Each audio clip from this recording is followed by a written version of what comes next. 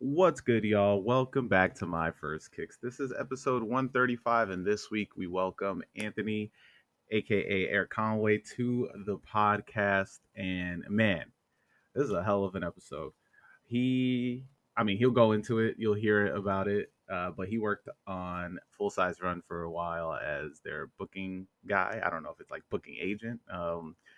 But he helped with booking guests for that show, and it was just really dope to just be able to talk to him about his process and how he was able to connect sneakers with his career path and see how far it takes him.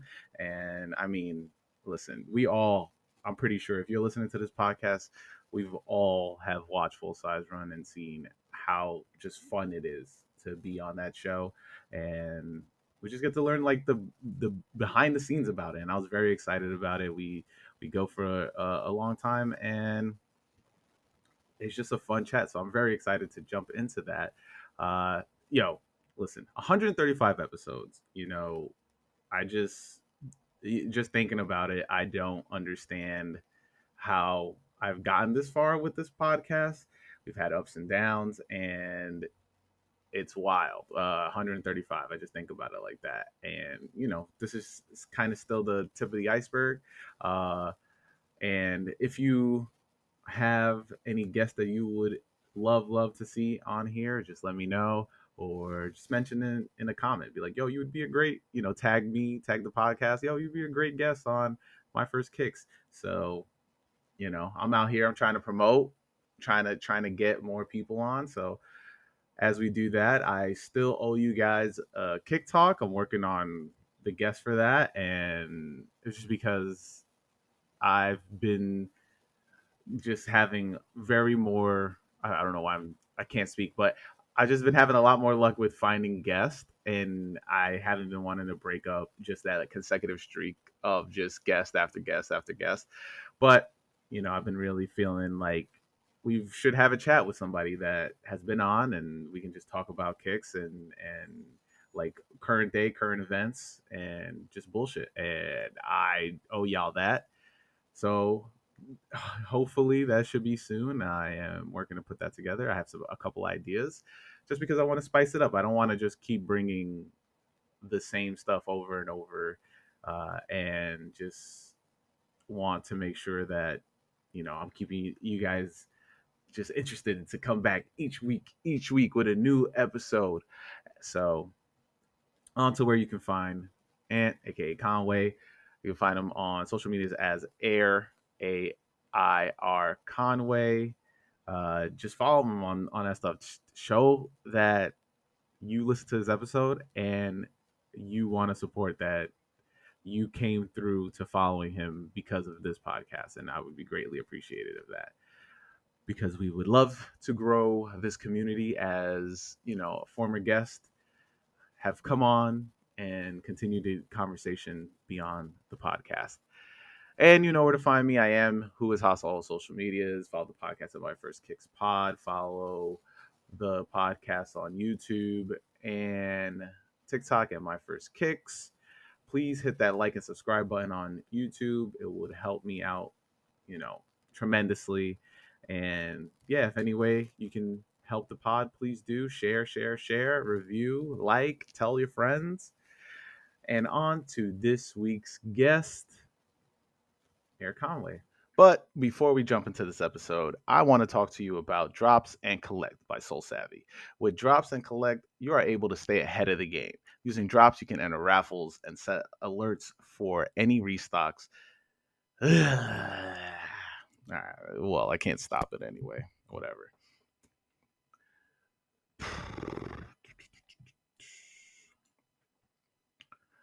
Before we jump into the episode, I want to talk to you about Drops and Collect by Soul Savvy. With Drops and Collect, you'll be able to stay ahead of the game. Using Drops, you can enter raffles and set alarms for any restocks. It would also help you to never miss a release ever again. I mean, my notifications on, and every morning my notifications go crazy. It's right before 10 o'clock. And after you cop some fresh kicks, use Collect to manage your collection. I'm still in the process of adding my kicks. I mean, I have a ton, but it's fine. But what's cool about Collect is that you can also make trades with no fees if you're a current member. But don't worry, if you aren't a member, you just have to pay a flat rate of $8. Now, how do you get these apps? Just use the links in the description of this podcast. Download these apps and grow your collection by also helping the podcast. That's right. Just use the links in the description and start expanding your collection today. Hey, Conway, welcome to the podcast. Yo, appreciate you for having me. Thank you very much. Happy to be here. Yo, thank you for jumping on. I luck of the straw in my opinion, because like I hit you up after you were shouted out on Full Size Run. I was just like, let me add this guy. Let me see what's going on over here. And then you actually I didn't make it seem like that was the only reason I hit you up. I did like make it conversational, not be weird. but it was dope that like we got to talk about some stuff before. I've been like, yo man, you want to jump in this podcast? No, absolutely, man. Sneakers have been a passion for a minute. Working on Full Size Run was dope. I'm gonna be honest. When you reached out initially, I was like, oh, this dude gonna be like, hey, can you hook me up with so and so and so and so?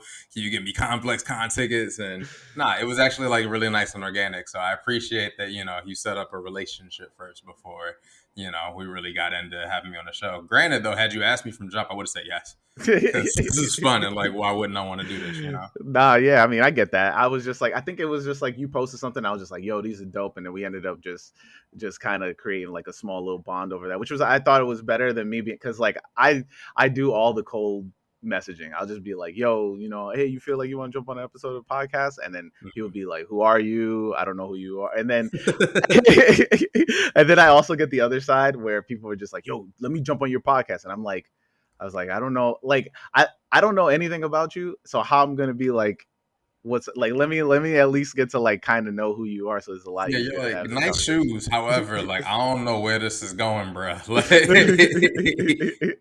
yeah. I mean, I've had to be like, I mean, it was very early on when I first started this that people were just like, oh yeah, I'm into sneakers. And I'd be like, okay, but like, do you do anything besides walk around? You're like, where will this go beyond like, oh, like I struck out on sneakers on Saturday? It's like, bet, me too, bro. Like, we got to stretch this out for like 45 to an hour. What are we doing?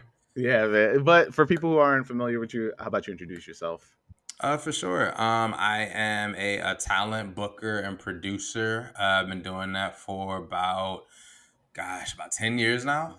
So yeah, it's been a minute. But yeah, the most previous spot that I worked at was Complex, which was super dope. I was there for about a year and a half. And I worked on the show Full Size Run, which was not, funny enough, what I was supposed to be doing when I got there. The position was open and it was supposed to be a temporary thing. Mm-hmm. And then, it turned into 4 seasons of doing it. No complaints on my end whatsoever. But yeah, and on top of that, I'm a huge fan of sneakers. I've been collecting since I was 17, which is weird because actually, no, it's actually before that. I've been collecting shoes since I was like 12, 13. Okay. So yeah, I'm turning 34 this weekend, and it's just wild to like put that in perspective. Like, you've been doing this for more than 20 years now, bro. Like, that's wild. Listen, I turned 35 in July last year. This is literally a month ago, and almost a month ago, because my birthday's the 2nd. But the idea that I was still like, I've seen so many people come in and out, and I've been consistent and be like, obviously I won't cop everything.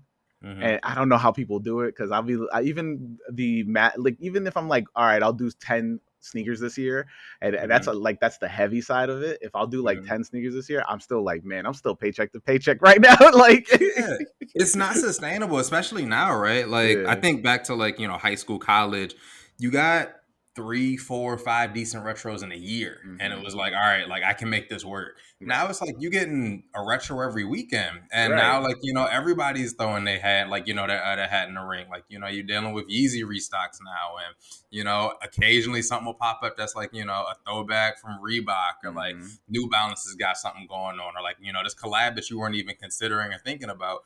You cannot keep up with all of these shoes and like, be buying all of this stuff, or you will go broke. Yeah, I don't know how people do it. Like I know, shout out to Mr. Miller. He's on IG, and like I was on one of his shows, and every week he's like, these shoes are coming out. I'm getting these, and I'm like, and then he's just like, yeah, I won these and these, and I'm just like, man, do I just have like a terrible job? Like, No, you have responsibilities and you have a 401k and like a life that you're trying to plan for. And no disrespect to anybody out there, like, has like the finances and like, the fluid cash to be able to pull that off. But that's not for the average person, especially if you're not getting plugs, discounts, this, that, and the third. Nah, man, like that's not how most of us are out here living. I mean, shoot. Hopefully it's the plugs and the connects that I get to that world. Just let me in there where I'm just The like, goal, man. That's the goal. Getting on that eating list and making sure you're getting taken care of. That's what you want. Get that random email, be like, yo, man, did you want these? Like, hell yeah, I want Right. these. The best. All right. So like this, I don't get plugged on shoes. Like it does not happen like that. I think I've gotten tossed an oop maybe like twice. But way back, I did get lucky through a friend for the first pair of Union ones. Oh, I nice. was able to get onto the early list for those and was able to like, pre-order my pair, everything. They shipped them out. Like I paid retail a month after they came out, which was even What? crazier. Wow. But yeah, a friend of mine, he was like, yo, like check these out. He was like, friend of mine, like, I was working on these shoes, showed him. I was like, oh, these are cool, whatever. Like, it was like the mock-ups. And then a year later, he's like, hey, like here's like the Excel spreadsheet. He's like, put in whatever you want and like, you good. And it's funny because Brendan actually talked about it on the episode A Full Size Run with Chris Gibbs, where he was like this infamous spreadsheet that was just floating around. I think Brendan even said like, he grabbed a pair off of it. Like, he was like, I wanted to get the black toes and I ended up getting both. But he was like, some people ordered like 4 or 5 pair off of that list and like actually received them. So yeah, could have totally ran that one up, but like we were trying to like be nice. You're not gonna be greedy, whatever. But nah, like some people definitely came up off of, having the plug early and like, just kind of capitalizing on the opportunity. I mean, I don't know. Like, I see that's like the not like I'm greedy, but like that, like, oh, I feel bad if I would do something like, because like even when it's like my friends would be like, yo, come through to this concert, I got you, or like come through to this comedy show, I got you. I'm always like, I'm not hitting up people be like, yo, man, you want to roll with me? I'm always just like, it's just me. Like, Yeah, I'm not going to use the +1. Like, I'm not going to take you up on anything extra. I'm probably going to buy you a drink once I get there. Like, definitely don't want it to feel transactional. You don't want to be that guy. Yeah. So since you're here, let me ask you the question that I ask everybody each week, and that question is, what's your first kicks? What's that first pair of sneakers you absolutely needed to have? First pair of shoes that I absolutely had to have were the Air Jordan 17s. They came out when I was in 7th grade. I went to private school, so we had to wear a uniform every day, but every now and then they taught you a dress down day, and you got to like stunt and show off. And I lived in Southern Maryland, right outside of DC. That's where I'm from. And that was the year that Jordan was back on the Wizards. It was my 7th grade, my 8th grade year. He was playing, and that was like a huge thing to like have Jordan like in your backyard like doing this thing. And when the 17s came out, I was like, I gotta get a pair of them. Begged my parents for them. I was like, I gotta get them before school ends. That way I can get like one quick flex in them, whatever. But I didn't know enough about shoes to say whether or not I wanted the highs or the lows. So when I went to Foot Locker and they asked, for whatever reason, I was like, oh, the lows. Like, that's like, like the pair that I wanted. And completely boofed it because I didn't get my suitcase. I didn't get the CD. I didn't get any of like, You get none of the cool stuff. Yeah. But I loved the low top pairs. I had the Carolina Blues. That was my first numbered pair of Jordans. And I wore those with everything. Like I had an iron-on Wizards jersey, like a champion jean that I was wearing. Oh man, I see it right now. Baggy jean shorts. Bruh, like the first, like that dress down there, they were like laid out on the bed, like next to me. I was like, we gotta have this perfect, like no creases, ready to go. And the best thing was the way that my school was set up. It was like a car line, so like when you pulled up, everybody was outside and like at the front playground area before you went in when like the actual bell rang. So everybody saw what fit you had on when you were going in. And when I came out and stepped out and like you saw the chrome heel tab and the jerk. Everybody's looking at me, and I was just like, yes, this is it. I've arrived. I want this feeling for the rest of my life. Put this into a bottle so I can encapsulate it. Yeah, I was hooked ever since. Would you say that was your peak? It's like I I'll tell you this because like I'll show you something later on. Like I'll Yeah. say like it was definitely like top 3, top 5 for sure. But Uh, like ever since then, it's like, oh, like I got to get that feeling back. Like I need to break necks. I need people to know what I got. I need that feeling because yeah, there's nothing better than like at the very least somebody telling you like, hey, like I like the shoes you got on, or like hey, mhm. like that fit you got is clean. But like when you get that in 7th grade and like everybody looking at you, man, you feel like the hottest thing on the block. Like you feel like Oh you're the man. coolest person out. Like, Hmm. I was different after that. It changed me like on a molecular level. Facts. For the listeners, I'm gonna give a little synopsis of the Air Jordan 17 OG Low Carolina. Released in 2002, the Air Jordan 17 Low features a premium black leather upper with patent snakeskin detailing and an integrated lace up closure for lockdown and a visible inner sleeve for a more supportive fit. The low top also sports a lightweight Phylon midsole and molded air sole unit, university TPU heel stabilizer for support, and a full length shank plate. You get your shank plate on with that one.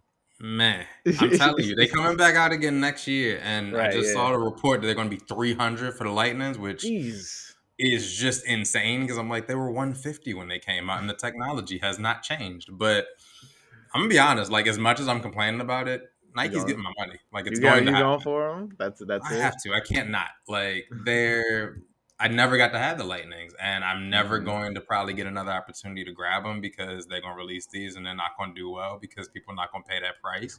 So So you're yeah, I not you're need not to. gonna take the gamble and just wait until they go on sale. You're just gonna be If like, they go on sale, I'll get a second pair. yeah, I guess second pair. I need these. I need these a lot. Like I've been waiting on them since the first rumor came out that they were dropping, and now it's Hmm. official. I'm like, I don't want to pay it, and it's going to hurt, and it's not going to feel good. But they're going to be on my feet when they come out. That's a must. I mean, look, so this was definitely like we were around the same age. So like going to this was, I want to say high school, yeah, because the 16 I was in middle school, or Mm. yeah, middle school. And then I made this TikTok, which I talk about on here a lot, but it's this TikTok where I talk about the 16s, and everybody ran into me on that one. They were like, "No, you're wrong. They not ugly." And I was just like, "This, I'm talking about me. I'm talking about for me." You're like, I'm speaking for myself from my perspective with my opinion. I Hmm. like 16s low key. Like I have an appreciation for them because like that was what was on the shelf. Like that was like, the shoe that I remember seeing like, oh, Hmm. like this is what everybody's grabbing and gravitating towards. So yeah, 16s, 17s, 18s, even the 19s. I'd say 20s is like right where it stops. Like I got love for like that shoe, but like 21s, 22s, and 23s I I like the have a little bit of an 23s. affinity for. They're Yeah. not comfortable because I have wide feet Uh and they huh. will just chop at your pinky toe because of that little plastic bit. But I have a really soft spot for those. But yeah, all of those shoes were the ones that when I had money and like could do a little something like that I wanted to and like put a little fit together. Those were the ones I was trying to grab. What was your first job? Or like Oh at what man. point? What at what point did you go? I like your mom and dad or your parents were just like, "Nah, we're not paying for sneakers no more. You gotta get your own job." Like, where were you at? I was fortunate enough that in middle school, high school, well, middle school especially, I was never really big on shoes, and I was Mm-hmm. really hard on them. So like, I would dog a pair of shoes until like they were nothing, and Mm-hmm. then my mom would be like begging me like, we have to get you something else. So it wasn't until like it became like it is now that it was just like hey, we're not supporting this anymore. Uh huh. My first job that I had that really allowed for me to kind of do what I wanted, I worked at Reagan National Airport, and I was a student ambassador. And my Okay. job, when you like, you're going through security through TSA, you put all your stuff in the big gray plastic bin to run it through the X-ray machine. Yeah. My job was to move it from the end of the X-ray machine back to the front of the X-ray machine, and I did that all day long, What? Wait, literally like 5 days a week. wait, the bin itself, or Yeah, like? like Oh, the okay. actual bin. Like I would stack up all of the bins, and there was like a Okay. cart Yeah. that you put them on, and you Mhm. had to move it like when like they ran out to like back to the front, and you did that for 8 hours a day, 40 hours a week, and I did that all summer. Right, that was the summer between my junior year and my senior year of high school. Mhm. And yeah, that was how I was supporting like like this shoe thing I had going on. And then even in college, it was like, I did odd jobs here and there just to, like, pull some money together. Mm-hmm. My sophomore year of my sophomore year of college was the year that the CDPs dropped. Mm-hmm. I was like, I'm not getting some of these drinks because they would only retros drop, man. I was like, I got to scrape together $310 to make this happen. Mm-hmm. And there was a place right off campus that was called Book Holders, and they would buy back your old textbooks. My job was to take the little cards and drop them off after every single class, like on like the very last day of class, to let you know, like, hey, that history book that you paid $200 for, they'll buy it back from you up the street for $40. Yeah. And for every room that you went to, you got $10. So I would just stack up as many of them as I possibly could, so that I could, like, have my little spending money. And that was how I got my 11 and 12 pack when that dropped. That's such it's always been that's a scheme. One way or another. That's a it scheme. really is, and it's so messed up that it's just like, I'm literally telling you, like, I'm gonna pawn this thing back from you, and you're not gonna get close to what you paid. But it benefited me, and it got me what I needed. It's literally GameStop for books. Like, that's 100% what it was. But yeah, that was another way to, like, I got what I wanted. And yeah, it was always like that until, things got a little bit more 9 to 5 and, like, actual, like, career. But yeah, at the time, we just got to make enough money to stay fresh. Were you still just into Jordans during that time, or were you expanding out? For the most part, Jordans. I liked Dunks a lot, but back then it was like you really had to know what you were doing, because it was like you really had Nike Talk and maybe, like, a couple other forums or places to just know where to go and where to grab things at. So, like, I had a couple SBs that I had eyes on. My junior year of college was when the Yeezy ones came out. And I think that I actually scraped enough money together from Book Holders again to be able to get the Blinks and to be able to get the Tampere retail. I still have both of them, but yeah, like, I was kind of like, looking at other stuff too, but like, it was hard then because, like, there weren't as many. It was like a lot of, like, retros here, there, couple of Dunks, maybe, like, like the random, like, GR, like, Air Force One or whatever that just kind of looked cool. But yeah, Jordans were like the number one at the time for sure. No, yeah. Where'd you go to college? Like, did you stay local during that time? I was local. I was in right outside of Baltimore. I went to Towson University. Hey, which was nice. shout out to Towson. Friend of the podcast, Ryan Sickler, also went there. Okay. And he's a big comedian in my eyes, that's for sure. But I went to Baltimore, like, before the pandemic. I went to Jimmy's Seafood and stuff like that. But yeah, it's wild out there because, like, I just went straight there, and then I just went back. I went back.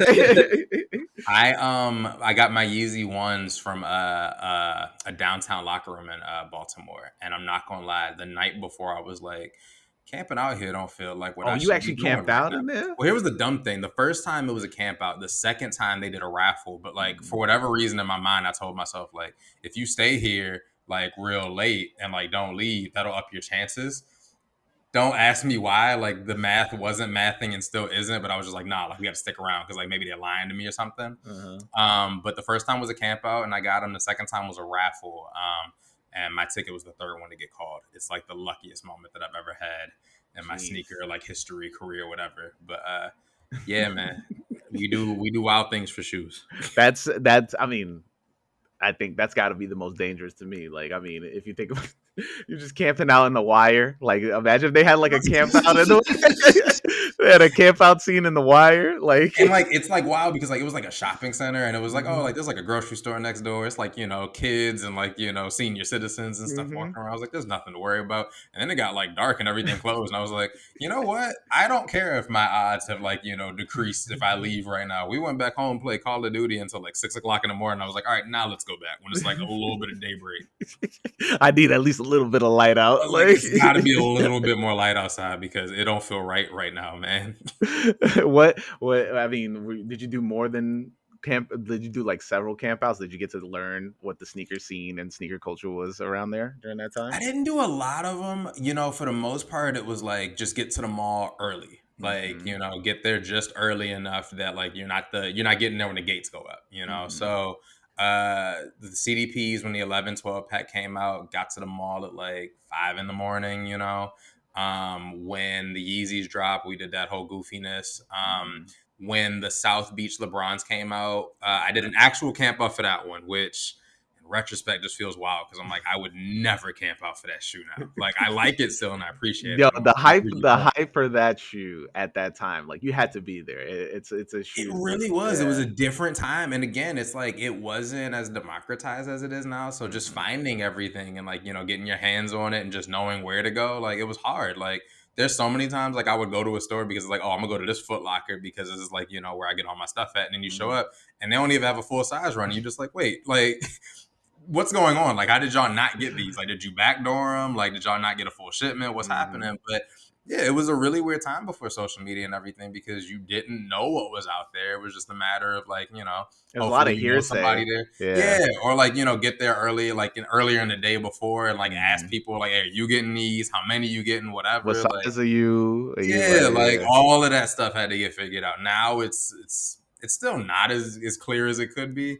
In some ways, I still appreciate that time more than I do this. But yeah, it was very much like, hearsay and like word of mouth. And maybe this person could hook you up and tell you like where to go for this. And yeah, man, it's always been a Wild West out here. Now it's like follow a random Twitter account and then they'll like tell you, oh yeah, this is coming out. And then you see have your notifications on just in case they shock drop. It's like, why am I getting pinged 60 times in a day by 3 different sneaker accounts just in case something happens because I got burned one time because I really wanted to get something. I missed it. Now I'm like, I can't have that happen to me ever again.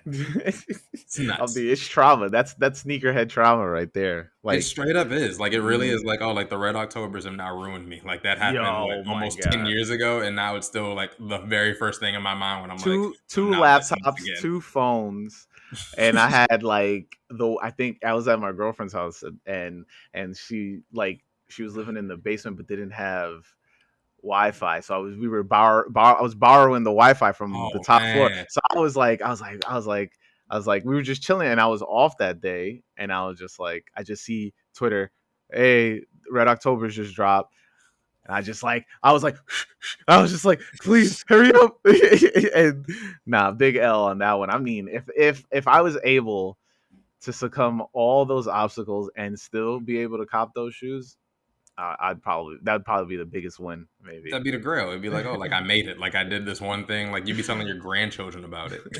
I felt like an idiot because I got through on the Dunk highs. I mean the Diamond Supplies, the highs that week. So when I got those, I was like, oh, like I'm good for the weekend. Like I got like like the hyped up shoe. Like I'm feeling myself. It's Valentine's Day weekend, so like everything's really going smooth. I'm feeling great. And then that Sunday, I got that notification and missed it. I was like, oh no, like. We'll never do this again. We will never be down this bad. We will never look this desperate. Oh, that changed something to me. Again, I've not been the same since that moment. Like everybody knows what they were when they got that notification and realized they weren't getting through. Oh my god! I mean, it was that the whole releasing sneakers on Twitter, like, oh my god, it's more of just like I hate like you don't get them, but sneakers, it's like Nike being like, oh, this just dropped and you have to click on that link, or people were like, yo, I found a way, you just gotta Google such and such and it'll link it, and I'll be like, man, I'm not doing all of that. Like I'm trying to change your domain and like add these numbers in and then it should add directly to cart. Like people don't realize like the adding to cart, like just hoping that thing would just end up in your bag. My god, yeah, that process of clicking repeatedly and just like, oh, like please go through. Maybe if I open up a new tab, maybe if like I log out and then log back in, like just all these weird superstitions about like hoping that like the process would just like work out in your favor, and it never necessarily like did anything. It was just a matter of like how fast was your internet connection, and did they care about your IP that morning? I mean, but it's still instilled in me that like, oh, until it tells you, like until you're like officially denied, keep trying for like 30 minutes until it's sold out. Even after it's sold out, I'm still gonna check. I'm still hitting the refresh. Yeah, refreshing it, like maybe they pop back up. Maybe like y'all gonna release them again. Man, I mean, so you went to school. Did you go to school for like? I mean, I don't even know how you get into your field, so I can't even. It's like, yes, it's a really weird. Like, I went to school for theater, so that was like kind of like what the plan was. Like, I really wanted to perform. I wanted to do all of that stuff. But as far as like production goes, it was kind of like the perfect segue of like, you know, acting is not like a guaranteed like, you know, thing. It's the only job in the world where every time you want to do that job, you have to prove you can do that job by auditioning. Yeah. And it's like, yeah, like, you know, after a while, it's like you just want some stability and you just want things to just like, you know, make a little bit more sense and to make consistent money and all of that. And a production opportunity came up, and it was more like, you know, like the administrative kind of coordinator level. So it was very entry level of like, you know, when somebody got booked to like, you know, speak at this engagement, just make sure their flight is booked and make sure they have car service and like all of those things.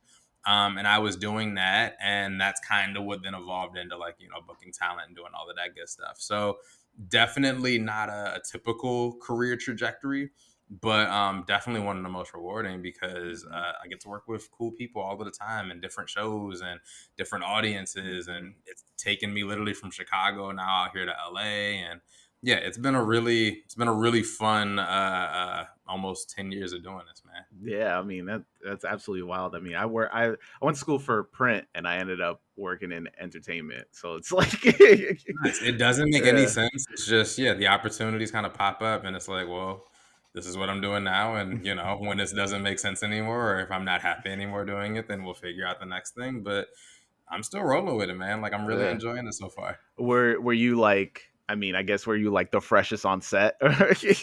You know what?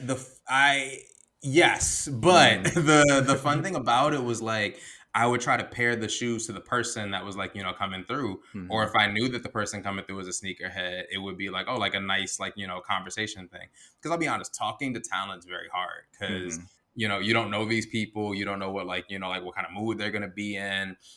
You don't want to bother them or annoy them. And sometimes sneakers are like that connective tissue. Or just like, oh, like I can spark up a convo because I noticed you got on some Air Maxes, or like, oh, like, you know, I did some research on you and I know like, you know, you're a big sneaker person for this.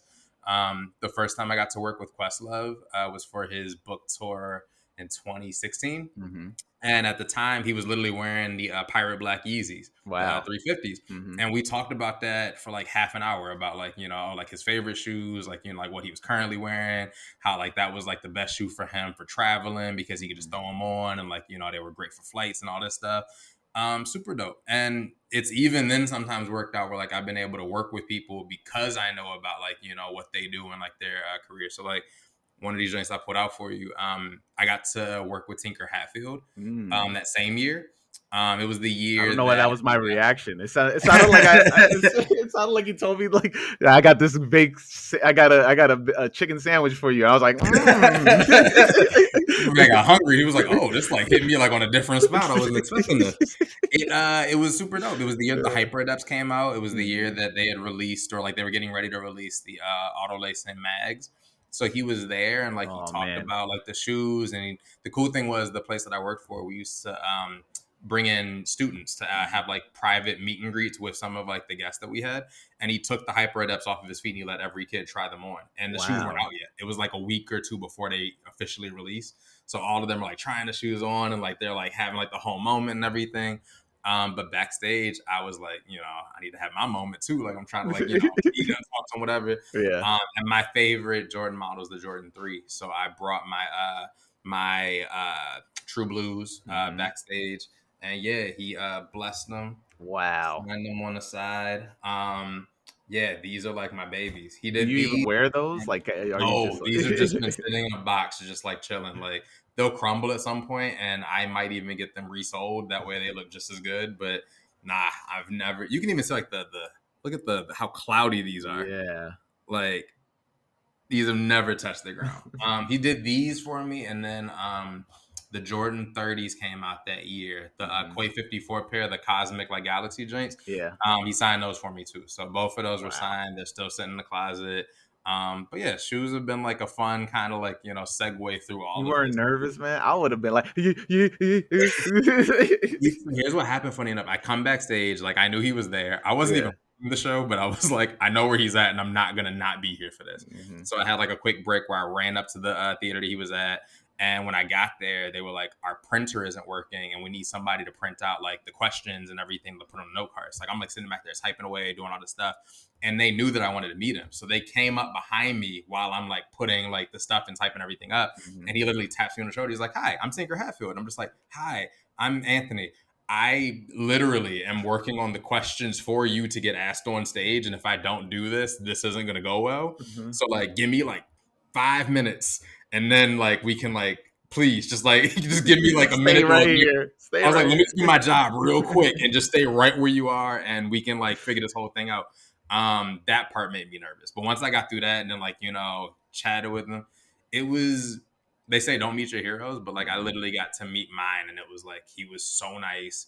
He was so gracious. He had so much to say about like Chicago and like, Jordan and his time, like, working for Nike and like all of this stuff. And when I brought out the shoes, he started telling me stories about him too, of like, I remember the first time I showed these to Mike and I was so nervous. And he's like, these always bring back memories. I'm just like, like just trying to like soak up So all good of of it. it, yeah. You know what I'm saying? But like, the coolest, nicest, and didn't have to be that nice because I'm like, you aren't like, like you Basically aren't royalty at to this do point. this. You know what I'm saying? I'm like, Yeah. you literally are releasing the shoe that sneakerheads across the world have been waiting for like their entire lives. And you sitting back here talking to like, the person that's the lowest on the totem pole who didn't even book you for this, who was just excited that you're here. And yeah, he gave me like 10 minutes of his time and man, one of the best. When you say like, did I peak when I was in 7th grade when I stepped on the shoes? Yes, until this happened. And then I was just like, nah, nobody can touch me. Nobody can mess with me. This is the best thing that's ever happened in my entire life. Man, I mean, shoot, that's one of my goals to meet Tinker because like his shoes and I mean just and that and working with like Peter Moore and stuff like that, like I would have like a gajillion questions. He'd probably be like, "What's wrong with this nerd over here?" But Giving like his guy to eye, like, hey, like we got to get up out of here. This dude is really taking up some time. And the funny thing is, like, he definitely, like, near the end of it was like, all right, well, I gotta go. And yeah, like, I was like, you don't because you're not about to go speak or do anything. But I definitely had been around a little bit too long. But again, he was very nice about it. I've learned that, take 5 minutes of somebody's time and then like, leave before like you get asked to leave. I But mean, listen, I feel you. I don't know if I shared this story on here, but I met my idol, which is Nas. oh Uh, wow. I went to a Q&A and I asked him a music question, and then and while everybody kept asking him about like, what do you feel about like black boys in the world, and he was just like I hate these questions. So I hit him up with two hip hop related questions about his songs, and I mean, well, I hit up with one, and then he's like, "Yo, ask another one, and then I'll end Oh on wow. that." So he gave me two questions. I was the only person that asked two questions, and then Hell yeah. after it finished, everybody was trying to go up, take pictures with him and stuff like that, and he moved everybody out the way, came up to me, dapped me up, Yes. and he spoke to me we spoke for like 5 minutes, yo. I was like, this is the peak. This is You're this like, is where I'm him. I'm the man. This is the moment.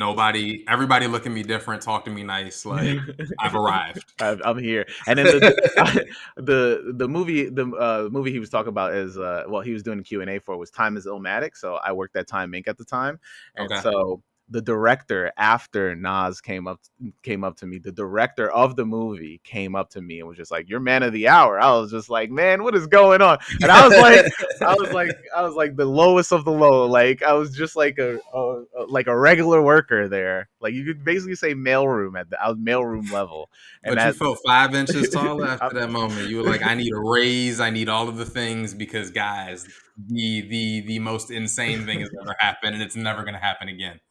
man, I mean, I definitely learned like it's okay to meet your heroes, but sometimes people are just having bad days, and I don't think you should. I don't think the term "you should never meet your heroes" is valid, because that person, you still looked up to them for a reason. Mm-hmm. Except you can catch them on a bad day, or you can catch them at like the end of just like the longest day, and they're trying to get the hell out of there.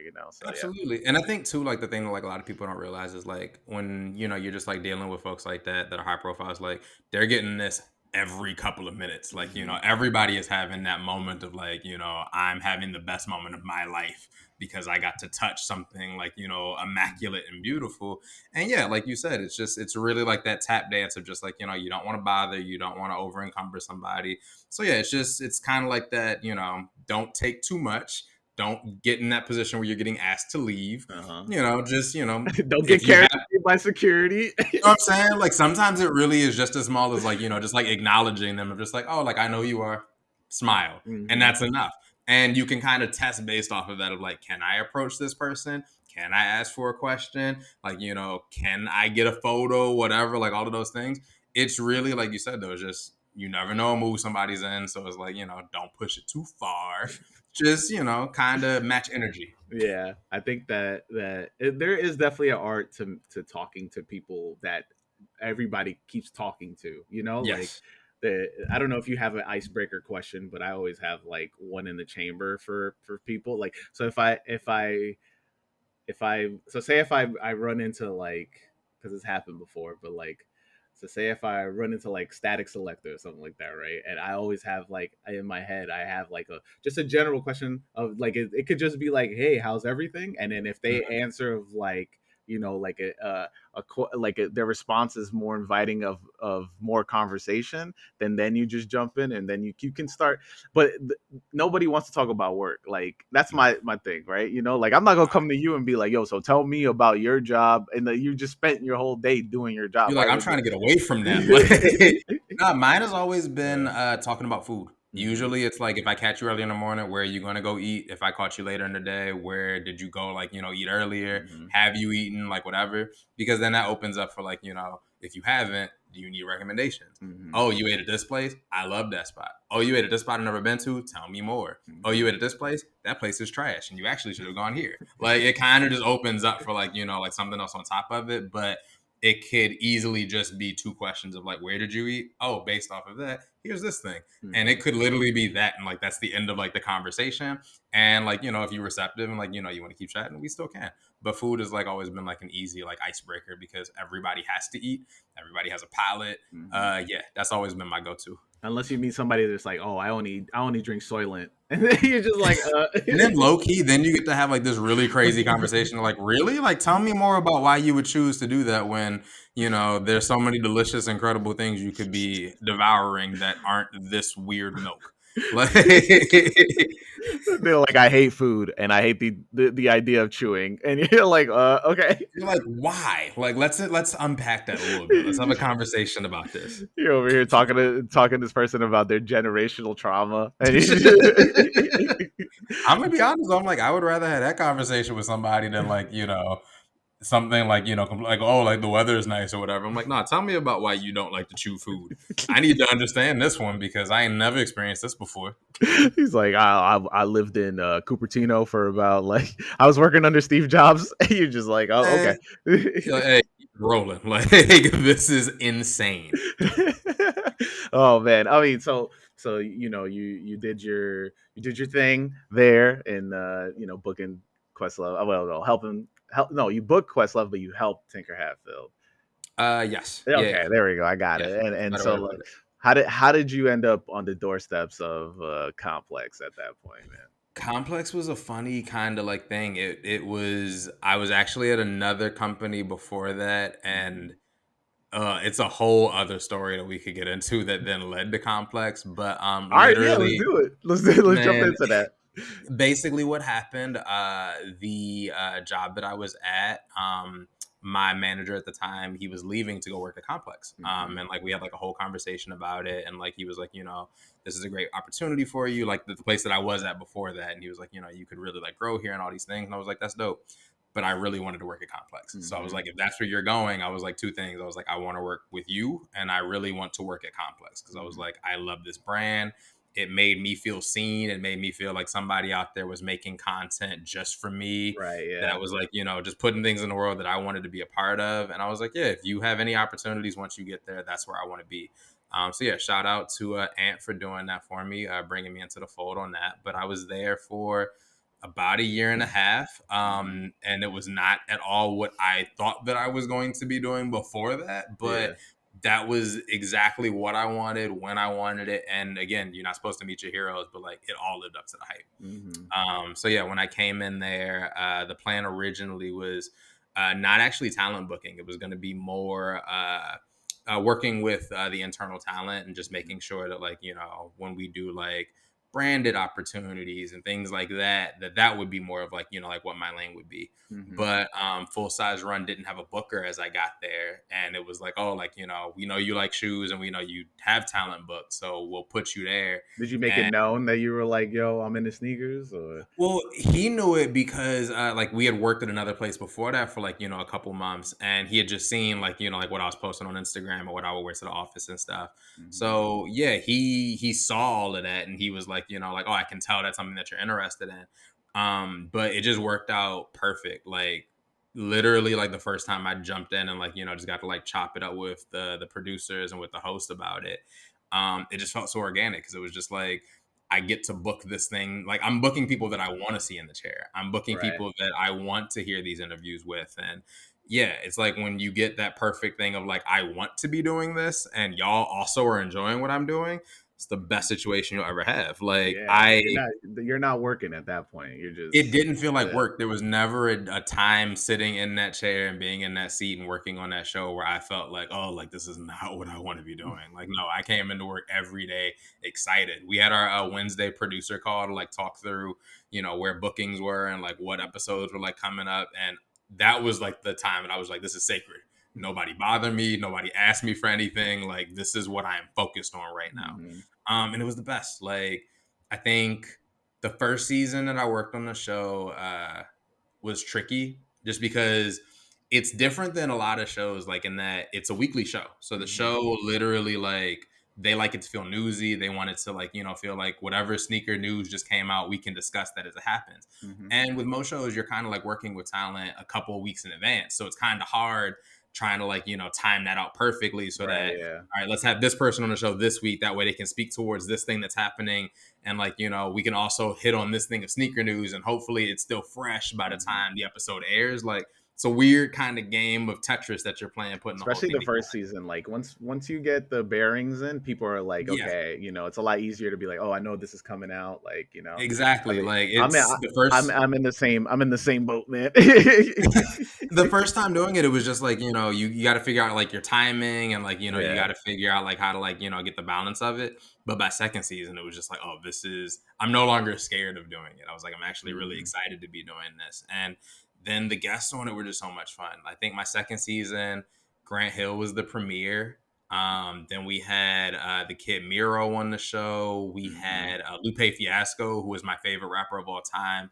And I actually got to be in the studio for that one. Like the timing just worked out that I was there for it. Did you ask him about those Terminators? They asked him a lot of questions that like I didn't have to because like they did it on the show for me. I mean, I meant to say, did you wear your Terminators? I was going to buy the Converse, the patent leather joints that he did way back when. I found a pair, but they just didn't look good. I was like, I'm just gonna leave these alone. I'm not gonna do it. And then it was funny because on the show he actually mentions that that pair was not one that he like fully designed himself. It was more like, hey, here's like what we're thinking of like, having for you as like, part of this whole rollout with Converse. And he was like, these are cool. So it was like, I felt better knowing that like, I didn't show up like, oh, like I got these things that like, I want to get signed, like paying homage for him to be like, yeah, like they're fun. But like, that's not really like, like a thing that like I put like my whole stamp on. I was kind of happy I didn't spend like, like the extra coins on it. But yeah, like it was the coolest thing. And then it was fun too, because we then got to figure out the rhythm of like, what does the audience want to see? And like, what's going to like, really push the numbers up, and who are people that would only make sense for this show versus others. Like we had Z Sneakerhead Z on the show last season, the season, which is my last one working on. Right. And he doesn't do a lot of interviews. So just having him on and just talking about like being the biggest, sneaker leaker on IG was nuts. And like, like I watched that episode on the treadmill. I was just like, I was out. I was like, yo, he's spitting right now. It was such a fun one. And then at the end of it, it was like a full circle moment, because then he leaked like, the 17s are coming back out. And I was just like, wow, like this feels like exactly how I wanted this to go. And then we got this like fun tidbit of information at the end of it. man, like I said, there was never a time where that felt like work because it was the coolest thing I've ever gotten to do. So during that time, you lived in New York. Did I you was enjoy actually that? in LA, so that was the Oh. wild thing. It was I'm in LA. The show is completely in New York. The whole team is based out of there. So Mhm. I was watching the show on Zoom. So I would book the show here. I would like handle everything. But we had somebody on my team was there to make sure that when talent arrived, that they got escorted upstairs. Mhm. From there, like got mic'd, all of that stuff. Ended up in the chair. All of that was taken care of. I only was there in the room for 3 shoots. Wow. I did 40 episodes and I only got to see 3 of them. That is insane how that I don't even know how that works. Cause like I feel like you should be there, right? I mean, It's like because our team was so good, it was mhm, like I had somebody literally there who was just so on top of it that it was like I just handed her the keys basically, be like, hey, it's full of gas. This is where you got to go. This is what you got to do. And like, yeah, it's taken care of. And the best thing too is that now she's booking the show. So it's nice. like Yeah. literally, it's like she got to, be proxy to it for so long that it's like now it feels organic for her working on it. Shout out to Whitney. She's crushing the show now.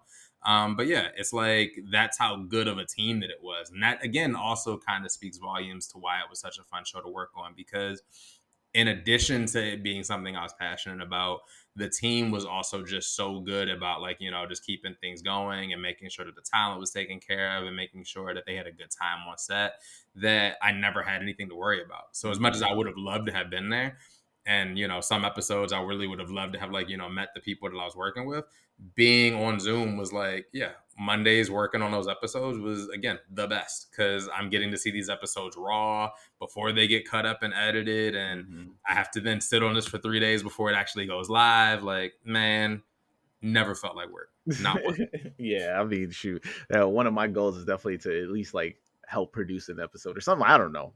Eventually, one time, I don't know if it'll happen. Like, I would love to work on a show such like that because uh, it's just really cool. I like that it it's not like a typical just here's the shoes. Like I grew up one of my favorite shows that Complex put on was Quick Strike with Russ Mm. and DJ Mm-hmm. Clark Kent. So they took that ESPN style Yeah, and they made it like PTI. It was basically PTI but with yeah, yeah. sneakers. And I found that like that's where I was just like, man, I would love to work on that show. And then when Full Size Run came out and they added the goofy elements and the editor notes, and I was just like, man, this is like, I like that it evolved and it's fun and there's inside jokes and there's a whole community around it that that just made it just like really just more fun to watch. 30 minutes with them and that's all you need. Yeah, and the fun thing, it was like it was a nice I can show that juxtaposed against sneaker shopping because sneaker Hmm. shopping it's like anybody can do the show, right? It's like Right. all you have to do is just literally like just talk about your career as it relates to sneakers, Hmm. buy some sneakers, and like it's a fun time. It's a really great show and it works for exactly what it does. And Full Size Run I think is like the long form, like we need a sneakerhead because you got to be able to talk about shoes for like 30 minutes. It Hmm. was a nice show of like you kind of get the best of both worlds of like here's like the digestible 15 minutes of like Samuel L. Jackson talking about like his favorite type of shoes, Yeah. and then on the other end it's like I think today's episode is Michael Strahan Hmm. talking about like his career in sneakers, and I'm like it's two completely different things. Strahan can do both of these shows. I don't know that Samuel L. Jackson makes sense for both of these, but like they both have Imagine. their own lanes for a reason. You know what I'm saying? Yeah. Samuel L. Jackson did Full Size Run. I loved it. Don't get me wrong.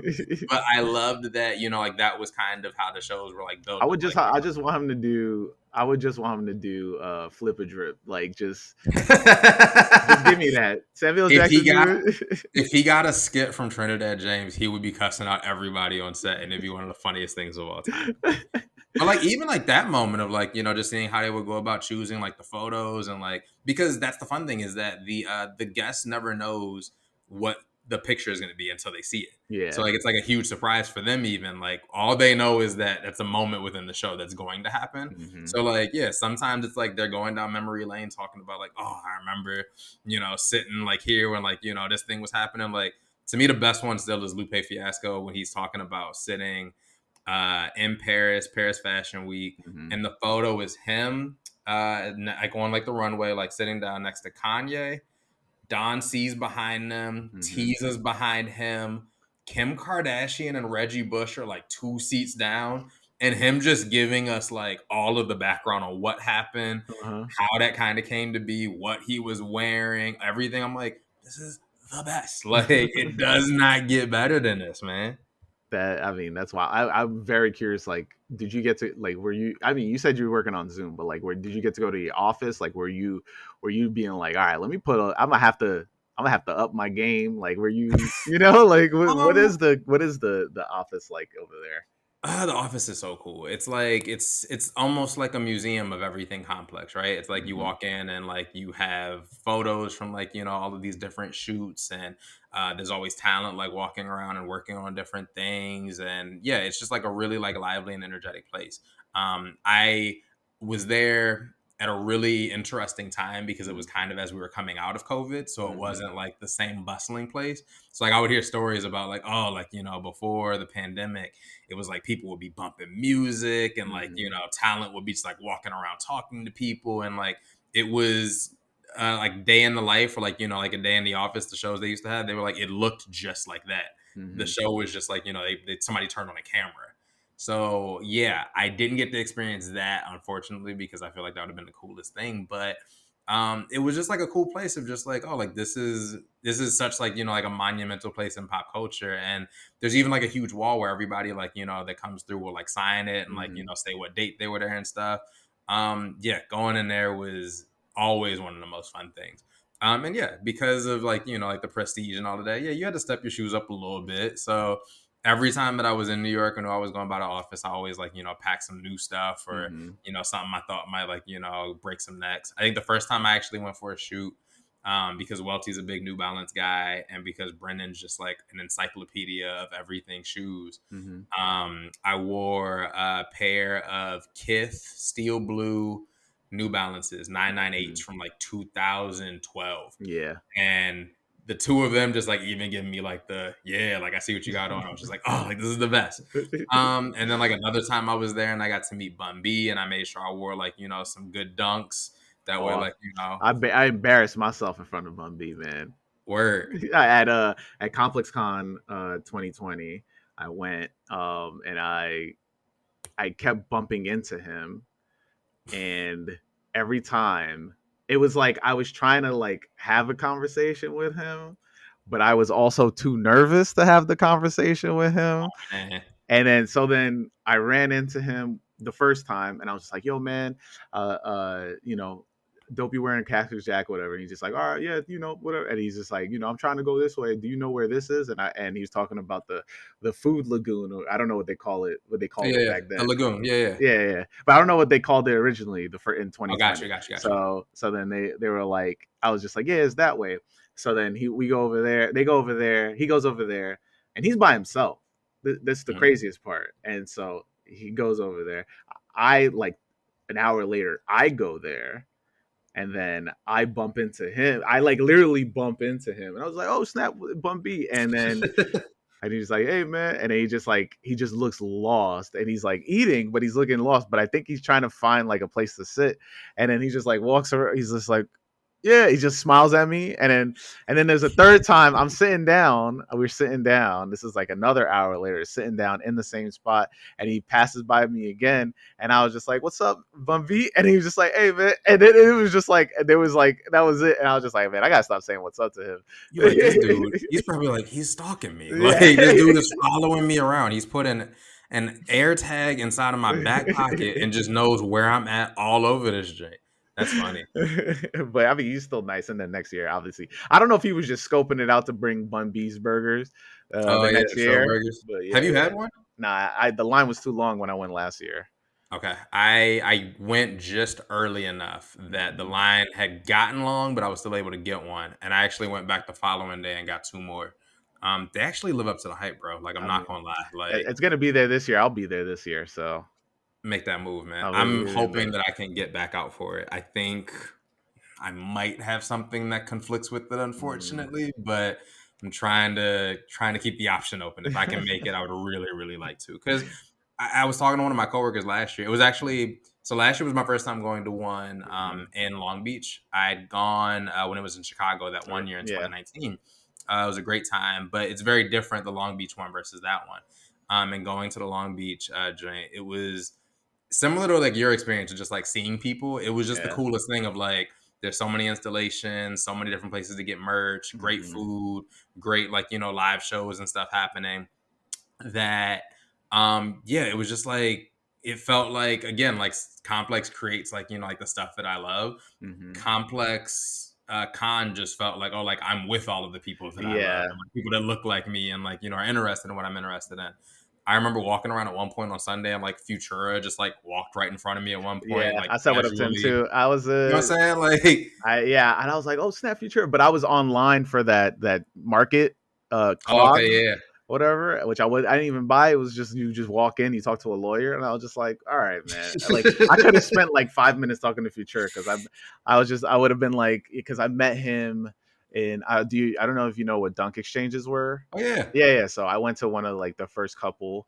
I was actually at the first, like anytime they did one in New York during those like 4 years that they were running, that I was there. So the one of the third, it's like the first, second, or third, Futura was there, and so he was doing literally like art on the wall, and oh wow. and then when he stopped, I was just like, I had a black book because I do graffiti, so it was just like, Okay. don't I'm allegedly, and so I gave him my book to write in my black book, and I have this Futura like throwy in my book, but I just wanted to talk to him about that. Like, I was just like, because he looks like he doesn't know where he is at all times. Like, it's like, I would almost describe it as like, he looks like he like just appeared. Like he's just there. Like, he's you just tell it, like the aliens just dropped him right where he is. It's very much like he looks like comfortable. Like, he doesn't look out of sorts at all, but it's very much just like he looks so casual that you're almost like, I don't want to approach him because he seems so chill. But at the same time, it's like, I feel like I could, because he looks like he's not necessarily like rushing to do anything. But super nice guy. But I think to your point about Bun B, me and a coworker at one point were just like goofing off, talking about how cool Complex Con is, because like anything could happen. You could bump into anybody. It's so much fun. And literally, we were standing at the bar in the hotel afterwards, like, you know, just like hanging out. And I bumped into somebody, and like, I'm like, oh, my fault, bro. And it's DJ Clark Kenny turns around. He's like, oh, you all good, bro? And I'm just like, this isn't real. Like, this isn't a real place. Like, what just happened? Like, coolest, man. One of the coolest weekends that you'll ever experience, hands down. Is that I made the biggest mistake of not bringing stickers. So like, but it's the second year I went, and I've been doing this podcast for, this is about to be 3 years. So it was very interesting to like actually talk to people, be like, oh yeah, man, I know about your podcast. And I was just like, what? Like, you know, it was because the first year it was more of just like, they were trying to get the bearings, and it was like 2021, you know, post COVID. So people weren't really sure. So, you know, it was very spaced out. And last year was just packed. It was just packed. So yeah. Last year was a good time. Last year was really fun. I mean, not to just go down memory lane on this podcast about Complex Con, but you know, what is like, what because you moved from the East Coast to the West Coast, like, have you been able to experience the LA like sneaker scene, and like, you know, like what everybody talks about, like Fairfax and Undefeated? And I'm gonna be honest, not really. You know, I think partially because like I'm getting older, and like I just don't have the patience for it like I used to. And you know, I tell everybody, like, it's a young man's game. Like, being able to keep up with everything that's going on, being able to enter every single raffle, being able to be in every cook group so that you know what's releasing and when it's going to shock drop and all that. I'm like, yo, like I'm trying to like build a career now. Like, if anything, I'd like to get to a place where it's like, if I can't get what I want, I could just pay for it, resell, and just call it a day. So yeah, I definitely, like, you know, I've gone to a lot of different shops. I've checked out a lot of the SB tier 0 spots to just like, you know, see what's out there, and like, you know, just get an idea of like, you know, if I wanted to grab something and do like the whole thing, where would I need to go? But I will say it was a lot easier for me in Chicago to get what I wanted versus here. I don't know if that was just the proximity and like how it's not as spread out as LA is. Mm-hmm. But I was in Chicago before I actually moved to LA. I was out there for almost 10 years. Whoa, And okay. the Chicago scene was fun. Like there's stores like Notre, stores like St. Alfred, the Nike Chicago, obviously. Trophy room. What? There's a trophy room in Chicago? No, I'm just messing with you. Wait, what? They should. I don't understand why he doesn't open one there. I don't know why it's in Orlando, but it would make a lot of sense. Yeah. But there's a lot of spots out there that like did legit raffles. My local sneaker shop was Uprise. Nice. And Uprise conducts the most transparent and honest raffles I've ever experienced. I won so many dunks through them, more than I did anywhere else. Like what the P rods I got through them. A lot of I actually hit on, me and my wife got the Maui Wowies when they released them. Okay. But similarly, Notre, I hit on a lot of stuff from them. Most of my Off-White came from them. The neon Air Force Ones I got through them. The black Air Max 90 Off-Whites I got through them. A couple of FOGs, like you name it. Like I was hitting on their stuff like regularly. You were blessed.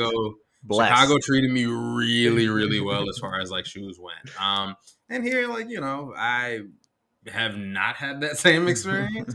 But honestly, though, I feel like it's a good thing too, just because there hasn't been a lot of stuff that I've wanted. Right. So it's not like back then, like, like when they were putting out Off-White every other week, and like, like there were other collabs coming and like, fun SBs and stuff dropping, man. It was prime for that because I was there for it. I wanted it all, everything. Now I'm seeing something like once every like 2 months, and if I don't hit it on, I'm just like, all right, well, there's another one next. Spend that money on anything else, so I guess I could pay resale if I wanted to, So yeah, LA is very, very different in that respect, but I also feel like it's a different time in my life, so it's like I don't mind the fact that I can't get everything that I want to. What's your favorite pace? Like, do you like the LA pace, or is Chicago more your pace, or? Different days, different things I'm craving. LA pace, I will say, is very, very chill. I think because we're 3 hours behind the East Coast, it's like, we already like, it's noon by the time like we started working anyway, like on y'all's time. So it is what it is, kind of. But like, yeah, it's very like relaxed. It's kind of like, work is not the number one priority and goal for a lot of folks. It's like, actually living life, being able to experience nature, sitting on the beach and just chilling. And that's definitely a spot that I think I'm in my life, of just like wanting to like slow down and kind of like, enjoying things a little bit more. Chicago was perfect because it gave me, when I was there, the taste of being in an alpha city, straight out of college, and like, just figuring out life and all of that. And it was great. And I would recommend Chicago to anybody that's considering it, especially if like you were a theater major, like, trying to pursue some kind of acting, because it's great for that too. But LA, I think, makes sense now. Chicago made sense when I was there, and it gave me everything that I needed and owes me absolutely nothing. But when I moved out to LA, and like, there's palm trees like right outside of my front door, and it's like, 70 degrees all the time. Yeah. You can't be mad. You wake up, and even when you're sad, you feel crazy for being sad. You're just like, it's beautiful outside, man. Like, I'm God's favorite. Like, look at what's happening to me right now. God's favorite booker right here. You know what I'm saying? Like, it's a really, really nice vibe. And yeah, my family loves it. It's exactly what I needed for right now. So I miss Chicago dearly. It's a really great place. And I wish that I could have experienced New York at some point too. But LA right now, and like, as I'm approaching my mid-30s, I'm like, it's not bad. It's not bad. New York is still possible. You never know. If the right opportunity came that paid enough money for me to live the way I wanted to, I would highly consider it. But I like having a car, and I like being able to like, kind of like get around how I want to. In New York, it's overrated. Well, in LA, you can't not have one. That's a tricky thing. Yeah. Like, I think New York is just like, it would have made sense at a specific point. And I think that if I had gotten the opportunity to work for Complex like pre-pandemic, like when it was like really like popping, it would be like, I have to do this. Yeah. So for the right opportunity, yeah, you're right. I would highly consider it. But yeah, it's gonna take a lot to pull me away from 70 degrees, sunny, clear, chilling on the beach. If I want to go there, and it only takes me half an hour in order to pull that off any day of the week, man, this is the closest I'm ever get to paradise. Man, I feel you. So, well, now we're winding down to the end of the podcast. I do have another question I'd like to ask, and that question is: so it's a scenario. I need you to think about that moment when you were a younger kid, just about to open that box for the 17s, the not suitcase box of the 17s, The actual box, or a regular box with dust bags. yeah, Yes. yeah. And now you're right Mhm. now. You went back in time. You put on your Air Mags. You went back in time, and you're standing behind yourself as you're about to open that box. What would you tell yourself as you open that box? Oh man, what would I tell myself? Keep doing what you're doing. Um, Everything is going to work out exactly the way that it's going to. I'd probably tell him you shouldn't buy the lows, you should get the highs. Especially because this isn't your money, it's your mother's money, and she's going to pay regardless. But the big thing would just be like, because I feel like back then especially, it's like it's a weird time. Like your body's doing weird stuff. You don't know if you're cool or not. You're about to go to high school and you don't even know what that's gonna feel like. It's just like, hey, just stay in your lane, do what you're doing. Everything is gonna work out. But get the highs, not the lows, bro. Like it's the only thing you did wrong. You had it down to a T. And like I even look at like old pictures of myself wearing like the jersey, and I'm just like, it's not even the college jersey. It's not even the UNC jersey. It's the Wizards one. So the blue isn't even right. I'm just like, you were so close. We almost had a hit. Like the fit was almost there, and you bought the wrong shoes. But Oh man. everything's gonna work out, bro. Like you're doing the right stuff, except for your choice in highs versus lows. And jersey, apparently. Low key, I would take the jersey back. If I can get the jersey back, I'd still wear the jersey. I wish Mitchell and Ness would make that one. They've touched the Chicago series. They've done the UNC jersey, but they won't because give me the Wizards. they're trying to erase that Michael Jordan even paid for the Wizards, man. And the sad thing is, I'm like, he was still putting up numbers, y'all. He just wasn't getting championships anymore. At that point, he was just running game for fun. Like, should he have done it? And like, did it kind of like tarnish the legacy? That's a whole different debate.